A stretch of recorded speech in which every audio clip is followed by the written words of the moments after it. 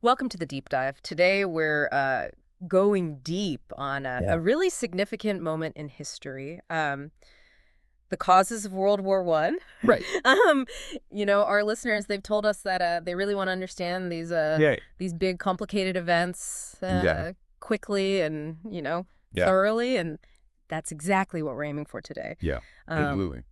we've got a lot of really interesting material here that Yeah. gets right to the heart of what caused this devastating conflict. Yeah. And our mission today is really clear to understand those primary forces that drove Europe and really the world into the Great War. Yeah. Think of it as the ingredients for disaster. Right. When you put them all together, Yeah. how do you get to that point? Okay, so let's unpack this. Our sources consistently point to this somewhat grim acronym, Okay. MAIN, Yeah. which is militarism, alliances, imperialism, and It's a nationalism. good framework. Yeah. Yeah. So let's start with militarism. It wasn't just about countries, having armies, right? Yeah. It seems like it was this much deeper belief system. It really was. Yeah. The idea that having a strong military wasn't just a good thing, Yeah. but it was absolutely vital for your nation's survival, for protecting its interests. Right. Imagine like a whole continent Right. where every country is convinced that to be safe, you got to have more and better weapons than everyone else. Right. That obviously creates a really tense atmosphere, Yeah. a lot of suspicion. Makes sense. Yeah, So this is what's called, I've heard this called the security dilemma, right? exactly. That you build up your military to feel safer, but your neighbor sees it as a threat, Right. and they build up theirs, and suddenly everyone's less safe than they were. Exactly. Yeah. Yeah. The Industrial Revolution really, Yeah. poured gasoline on this fire, right? Right. It wasn't just about having more soldiers. It was the fact that they were so much deadlier. Right. The industrialization just allowed for mass production of much more sophisticated Mm-hmm. and lethal weapons. You think machine guns, you think vastly improved artillery. The capacity to inflict huge numbers of casualties just increased dramatically. Right. And that really accelerated the arms race. Yeah. Because each nation was trying to get a military edge over the others. Yeah. Germany in particular, especially after unification, really stands out. Yeah.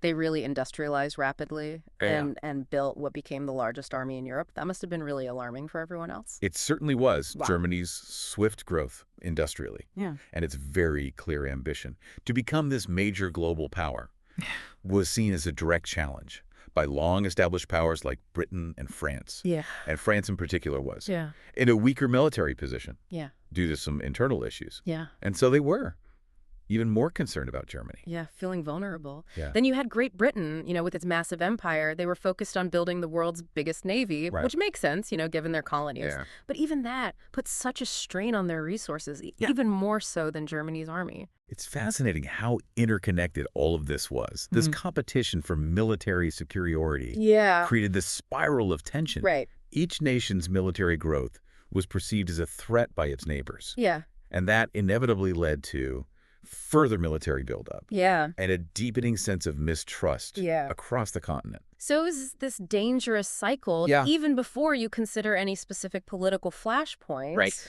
Right, which leads us to, alliances. Right. It wasn't just individual countries doing this, right? They were forming these teams.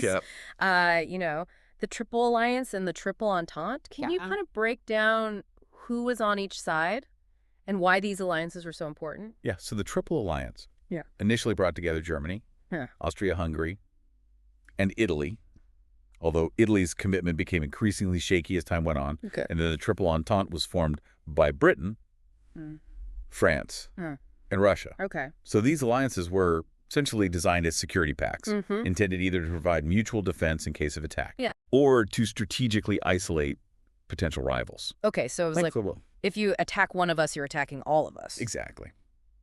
So while the initial intention might have been to promote stability and prevent any one power from becoming too dominant, Right. they ultimately had this unintended consequence of making large-scale war much more likely. Yeah. It turned what could have been a localized dispute into a continent-wide conflict. Yeah. And the sources really highlight the role of military mobilization plans. Yeah. It wasn't enough just to have a big army. Right. You had to have this incredibly detailed plan for how to deploy it. Yeah. And railroads were central to all of this. Yeah. The development of those extensive railway systems across Europe made it possible to move vast numbers of troops and supplies.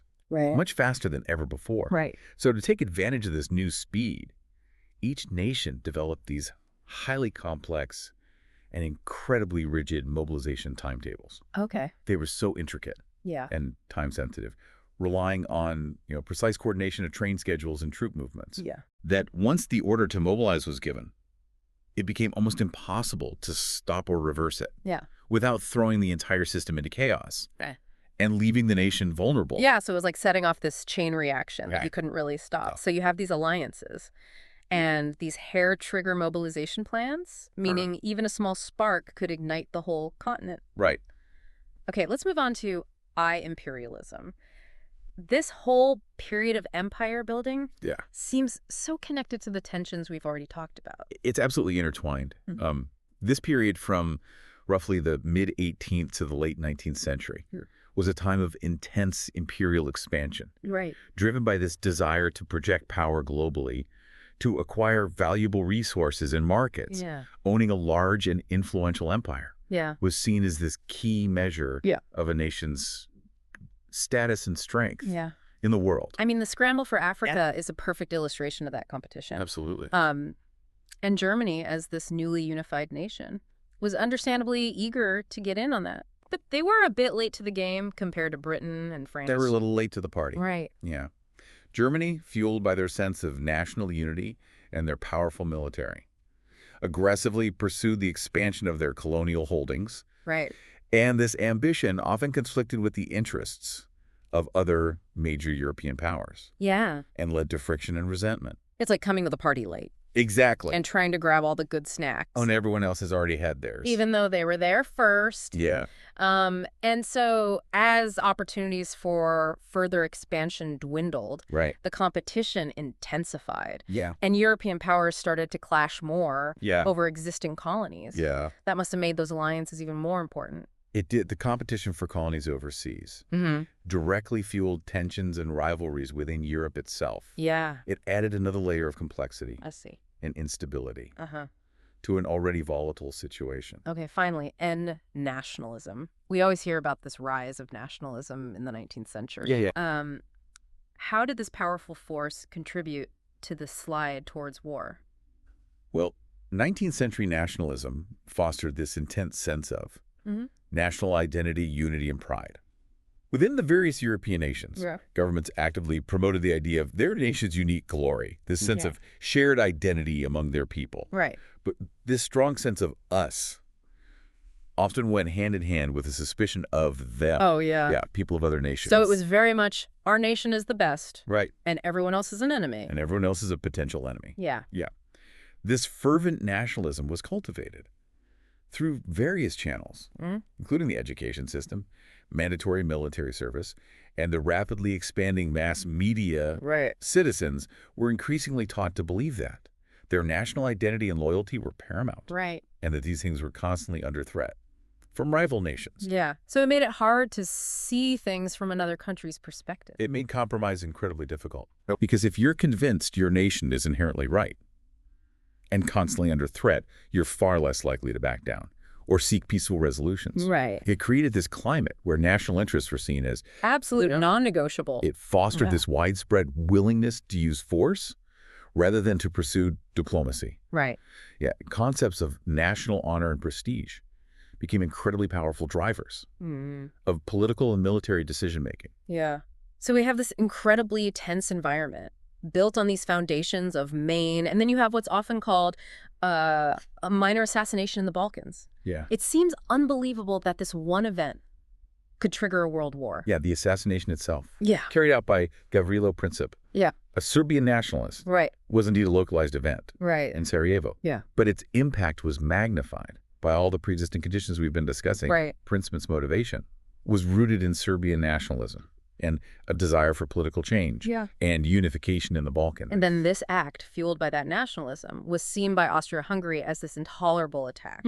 On their authority and empire, demanding a response. Austria-Hungary saw the assassination as a direct challenge to its sovereignty and territorial integrity.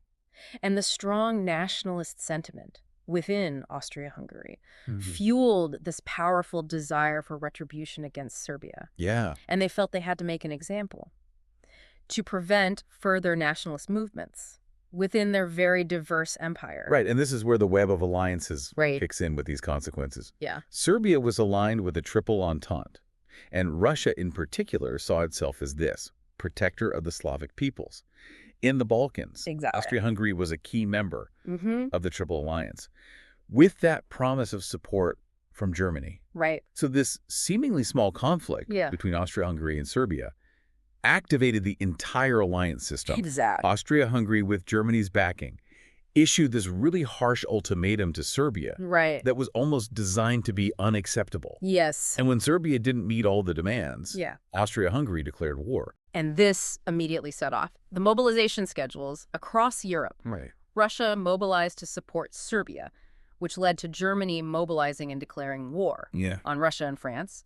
Then Britain entered the war, after Germany violated the neutrality of Belgium. It was a chain reaction. So it wasn't one single thing. It was this really dangerous combination of long-term trends, this arms race, the alliances, the competition for empire, and this intense nationalism, all converging at this one moment.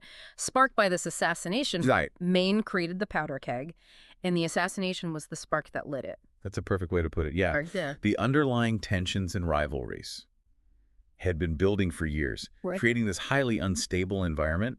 The assassination, though initially a regional issue, provided the catalyst that unleashed this interconnected system of alliances and rapid military mobilizations, and tragically plunged Europe into this long and devastating war. It's really sobering to see how these forces interacted and led to this outcome.